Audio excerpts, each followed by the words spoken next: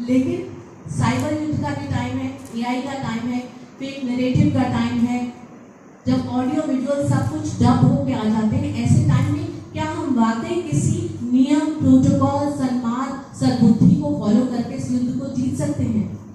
सवाल ये उठता है, क्या पत्रकारिता में संभव है? तो मुझे लगता है इसका जवाब, और आज जो पूरी ये चर्चा होगी उसके मूल में केवल एक ही बात होगी, आप मार्ग से भटके नहीं, या कोई भी पत्रकारिता सही है गलत, उसके मूल में एक है, क्या उसने राष्ट्रवाद की, राष्ट्रहित की डोर थाम रखी है या नहीं। आप बहुत आसानी से केवल इतने मात्र से उसको जज कर सकते हैं। तो सबसे पहले मैं श्रद्धेय गुरु गोलवलकर की कथन से शुरुआत करूंगी, उसको जस का तस आपके सामने पढ़ती हूँ।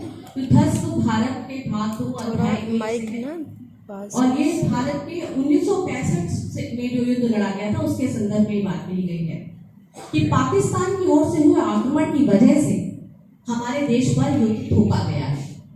थोपा गया है वाली बात यहाँ पर भी है, जो गंभीर संघर्ष का रूप ले चुका है। हमें इस परिस्थिति को स्वीकार कर संकल्प और धैर्य के साथ पूर्ण सफलता प्राप्त करनी होगी। जैसे जैसे युद्ध प्रभावित क्षेत्रों का दायरा फैलेगा, नए नए संकट उत्पन्न होंगे, नई नई जिम्मेदारियां भी सामने आएंगी। सरकार इन्हें पूरा करने का अवश्य प्रयास करेगी, लेकिन ये बड़ा बोझ होगा। इसीलिए सभी देशवासियों का एक कर्तव्य है, सभी नागरिकों का एक कर्तव्य है कि वो देश हित की नीतियों को ध्यान में रखते हुए इन उत्तरदायित्वों का पूरा करने में योगदान दें। आगे लिखते हैं, इसीलिए मैं समस्त नागरिकों को, विशेष रूप से राष्ट्रीय स्वयंसेवक संघ के बंधुओं से यह अपील करता हूं कि वो उत्पन्न हो रही समस्याओं को हल करने में सरकार का पूर्ण सहयोग करें, विस्थापितों, घायलों और रोगियों को सहायता प्रदान करें, शांति व्यवस्था बनाए रखें, नागरिक सुरक्षा की जिम्मेदारी निभाएं।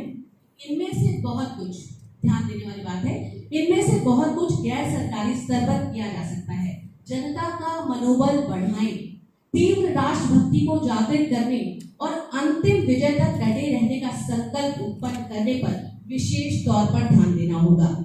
हम सत्य के लिए, मातृभूमि की अखंडता के लिए और उसके सम्मान के लिए युद्ध कर रहे हैं।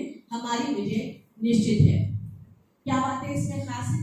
ये तो श्रद्धेय गुरु जी का ही पूरा कथन है, जिसमें बातें खास ये हैं कि केवल सरकार की जिम्मेदारी नहीं है, मनोबल हमें बढ़ाना होगा, आत्मविश्वास पैदा करना होगा, राष्ट्रभक्ति की जो अलग है उसको जगाए रखना होगा, और ये लोगों का भी कर्तव्य है, क्योंकि हम अपनी मातृभूमि के स्वाभिमान के लिए लड़ रहे हैं।